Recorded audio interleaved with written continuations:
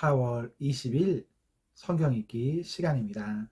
우리 오늘은 사무엘하 9장에서 11장 시편 110편, 사무엘하 9장에서 11장 시편 110편에 있는 말씀을 읽겠습니다. 9장. 하루는 다윗이 물었다. 사울의 집안에 살아남은 사람이 있느냐? 요나단의 보아서라도 남아있는 자손이 있으면 잘 보살펴주고 싶구나. 마침 사울의 집안에서 종로를 타는 시바라는 사람이 있어서 사람들이 그를 불러 다윗에게로 데리고 왔다. 왕이 그에게 내가 시바냐 하고 물으니 그러합니다 하고 그가 대답하였다. 왕이 물었다. 사울의 집안에 남은 사람이 없느냐? 있으면 내가 하나님의 은총을 그에게 베풀어 주고 싶다. 그러자 시바가 왕에게 대답하였다. 요나단의 아들이 하나 남아 있습니다. 두 다리를 접니다. 왕이 그에게 물었다. 그는 지금 어디에 있느냐? 시바가 왕에게 대답하였다. 그는 지금 로드발에 있는 암미엘의 아들 마길의 집에서 삽니다. 다윗 왕이 사람을 보내어서 로드발에 있는 암미엘의 아들 마길의 집에서 그를 데려왔다.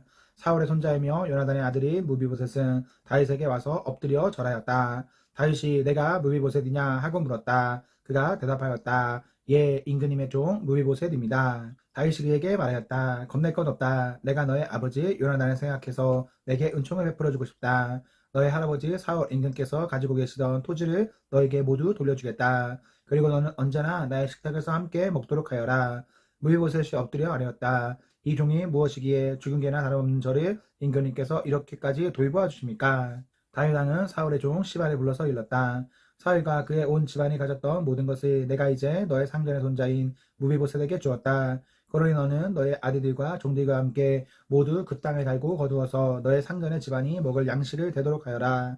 그러나 너의 상전의 손자인 무비보셋은 언제나 나의 식탁에서 음식을 먹을 것이다. 시바에게는 아들 15과 종 20명이 있었다. 시바가 왕에게 대답하였다. 높으신 임금님께서 이 종에게 명령하신 그대로 이 종이 모두 하겠습니다. 그리하여 무비보셋은 왕자들과 다름없이 언제나 다윗 왕의 식탁에서 음식을 먹었다. 무비보셋에게는 미가라는 어린 아들이 하나 있었다. 시바의 집에 사는 사람들은 모두 무비보셋의 종이 되었다. 무비보셋은 언제나 왕의 식탁에서 먹었으며 예루살렘에서만 살았다. 그는 두 다리를 다 절었다. 10장. 그 뒤에 암몬 사람의 왕이 죽고 그의 아들 하눈이 그를 이어서 왕이 되었다. 다윗은 하눈의 아버지 나하스가 나에게 은혜를 베풀었으니 나도 나하스의 아들 하눈에게 은혜를 베풀어야겠다 하고서 신하들을 보내어 고인에게 조율이 표하게 하였다. 그래서 다윗의 신하들이 암몬 사람의 땅에 이르렀다. 그러나 암몬 사람의 대신들이 자기들의 상전인 하눈에게 말하였다. 다윗이 임금님께 조문사절을 보낸 것이 임금님의 부친을 존경하기 때문이라고 생각하십니까? 오히려 이 도성을 두루 살피고 정탐하여 함락시키려고 다윗이 임금님께 자기의 신하들을 보낸 것이 아닙니까? 그래서 하눈은 다윗의 신하들을 붙잡아서 그들의 한쪽 수염을 깎고 입은 옷 가운데를 도려내어 양쪽 엉덩이가 드러나게 해서 돌려보냈다. 사람들은 이 일을 다윗에게 알렸다. 조문사절이 너무나도 수치스러운 일을 당하였으므로 다윗 왕은 사람을 보내어 그들을 맞으며 수염이 다시 자랄 때까지 여리고에 머물러 있다가 수염이 다 자란 다음에 돌아오라고 하였다. 아몬 사람들은 자기들이 다윗에게 미움을 사게 된 줄을 알았다. 아몬 사람들은 사람을 보내어서 벤로업의 시리아 사람과 소바의 시리아 사람에게서 보병 2만 명과 마아가의 왕에게서 1000명과 돕 사람에게서 12,000명을 용병으로 고용하였다. 다윗은 이 소식을 듣고 요압에게 전투부대를 맡겨서 출동시켰다. 아몬 사람도 나와서 성문 앞에서 전열을 갖추었으며 소바와 루옵의 시리아 사람들과 돕과 마아가의 용병들도 각각 들녘에서 전열을 갖추었다. 요압은 적이 자기 부대의 앞뒤에서 전열이 갖추어 포진한 것을 보고 이스라엘의 모든 정예병 가운데서 더 엄격하게 정예병을 뽑아서 시리아 군대와 싸울 수 있도록 전열을 갖추었다. 남은 병력은 자기의 아우 아비새에게 맡겨 암몬 군대와 싸우도록 전열을 갖추게 하고서 이렇게 말하였다. 시리아 군대가 나보다 더 강하면 내가 와서 나를 도와라. 그러나 암몬 군대가 너보다 더 강하면 내가 가서 너를 돕겠다. 용기를 내어라. 용감하게 싸워서 우리가 우리 민족을 지키고 우리 하나님의 성읍을 지키자. 주님께서 좋게 여기시는 대로 이루어 주실 것이다. 그런 다음에 요압이 그의 부대를 거느리고 시리아 사람들과 싸우러 나아가니 시리아 군인들이 요압 앞에서 도망하여 버렸다. 아몬 군인들이 시리아 군인들이 도망하는 것을 보고서 그들도 아비새 앞에서 도망하여 성으로 들어가 버렸다. 요압은 암몬 군대와 싸우기를 그치고 예루살렘으로 돌아왔다. 시리아 군인들은 자기들이 이스라엘에게 패한 것을 보고서 온 군대를 다시 집결시켰다. 그때에 하다레셀이 사람을 보내어서 유프라데스 강 동쪽에 있는 시리아 군대를 동원시켰으므로 그들이 헬람으로 왔다. 하다레셀의 부하 소박 사령관이 그들을 지휘하였다. 다윗이 이 소식을 듣고 온 이스라엘 군대를 모아서 거느리고 요단강을 건너서 헬람으로 진군하였다. 시리아 군대가 다윗과 싸우려고 전열에 갖추고 있다가 막부터 싸웠으나 시리아는 이스라엘 앞에서 도망하고 말았다. 다윗은 시리아 군대를 쳐서 병거리 보는 700명과 기마병 400명을 죽이고 소박 사령관도 쳐서 그를 그 자리에서 죽였다. 하다레셀의 부하의 모든 왕은 자기들의 이스라엘에게 패한 것을 알고서 이스라엘과 화해한 뒤에 이스라엘을 섬겼다. 그 뒤로 시리아는 이스라엘이 두려워서 다시는 암몬 사람을 돕지 못하였다. 11장. 그 다음에 봄에 왕들이 출전하는 때가 되자 다윗은 요압에게 자기의 부하들과 온 이스라엘의 군인들이 맡겨서 출전시켰다. 그들은 암몬 사람을 무찌르고 랍바를 포위하였다. 그러나 다윗은 예루살렘에 머물러 있었다. 어느 날 저녁에 다윗은 잠깐 눈을 붙였다가 일어나서 왕궁의 옥상에 올라가서 거닐었다. 그때 그는 한 여인이 목욕하는 모습을 옥상에서 내려다보았다. 그 여인은 아주 아름다웠다. 다윗은 신하를 보내서 그 여인이 누구인지 알아보게 하였다. 다녀온 신하가 그 여인은 엘리암의 딸로서 햇사람 우리아의 아내 바세바라고 하였다. 그런데도 다윗은 사람을 보내어서 그 여인을 데려왔다. 바세바가 다윗에게로 오니 다윗은 그 여인과 정을 통하였다. 그 여인은 마침 부정한 몸을 깨끗하게 씻고 난 다음이었다. 그런 다음에 바세바는 다시 자기의 집으로 돌아갔다. 얼마 뒤에 그 여인은 자기가 임신한 것을 알고 다윗에게 사람을 보내서 자기가 임신하였다는 사실을 알렸다. 다윗이 그 소식을 듣고는 요압에게 전가를 보내서 햇사람 우리아를 왕궁으로 보내게 하였다. 요압이 우리아를 다윗에게 보내니 우리아가 다윗에게로 왔다.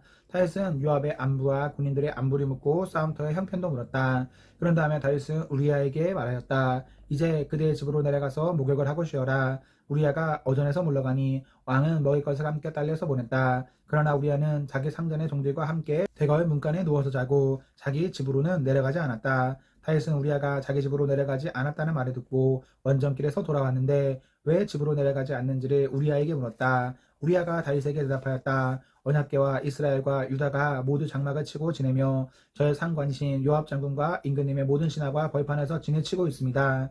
그런데 어찌 저만 홀로 집으로 돌아가서 먹고 마시고 나의 아내와 잠자리를 같이 할 수 있겠습니까? 임금님이 확실히 살아계심과 또 임금님의 생명을 걸고 맹세합니다. 그런 일은 제가 하지 않겠습니다. 다윗이 우리아에게 말하였다. 그렇다면 오늘도 날은 저물었으니 여기에서 지내도록 하여라. 그러나 내일은 내가 너를 보내겠다. 그리하여 우리아는 그날 밤을 예루살렘에서 묵었다. 그 다음 날 다윗이 그를 불러다가 자기 앞에서 먹고 마시고 취하게 하였다. 그러나 저녁 때에 그는 여전히 왕의 신하들과 함께 잠자리에 들고 자기 집으로는 내려가지 않았다. 다음 날 아침에 다윗은 요압에게 편지를 써서 우리아의 편에 보냈다. 다윗은 그 편지에 다음과 같이 썼다. 너희는 우리아를 전투가 가장 치열한 전선으로 앞세우고 나아갔다가 너희만 그의 뒤로 물러나서 그가 맞아서 죽게 하여라. 요압은 적의 성을 포위하고 있다가 자기가 알고 있는 대로 적의 저항 세력이 가장 강한 곳에 우리아를 배치하였다. 그 성의 사람들이 나가서 요압의 군인들과 싸우는 동안에 다윗의 부하들 쪽에서 군인 몇 사람이 쓰러져서 죽었고 그때에 햇사람 우리아도 전사하였다.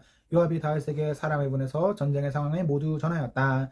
요압은 전령에게 이렇게 지시하였다. 내가 이번 전쟁의 상황을 모두 임금님께 말씀드리고 났을 때에 임금님이 화를 내시며 내게 말씀하시기를 너희가 왜 그토록 성에 가까이 가서 싸웠느냐? 적의 성벽 위에서 적병들이 활을 쏠 줄도 몰랐단 말이냐? 여룻베셋의 아들 아비멜렉을 누가 쳐서 죽였느냐? 어떤 여자가 성벽 위에서 그의 머리 위로 맷돌 윗짝을 던져서 그가 데베스에서 죽지 않았느냐? 그런 것을 알면서 너희가 무엇 때문에 그토록 성벽에 가까이 갔느냐 하시면 너는 임금님의 부하 햇사람 우리아도 죽었습니다 하고 대답하여라.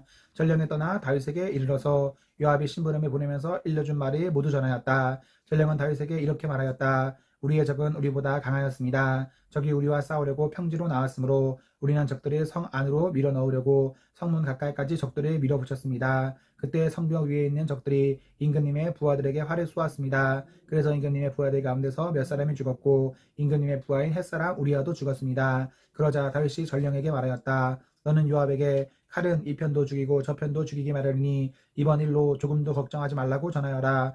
오히려 그 성을 계속 맹렬히 공격하여서 무너뜨리라고 전하여 요압이 용기를 잃지 않도록 하여라. 우리아의 아내는 우리아가 죽었다는 소식을 듣자 자기의 남편을 생각하여 슬피 울었다. 애도하는 기간이 지나니 다윗이 사람을 보내어서 그 여인이 왕궁으로 데려왔다. 그 여인은 이렇게 하여서 다윗의 아내가 되었고 그들 사이에서 아들이 태어났다. 그러나 주님께서 보시기에 다윗이 한 이번 일은 아주 악하였다.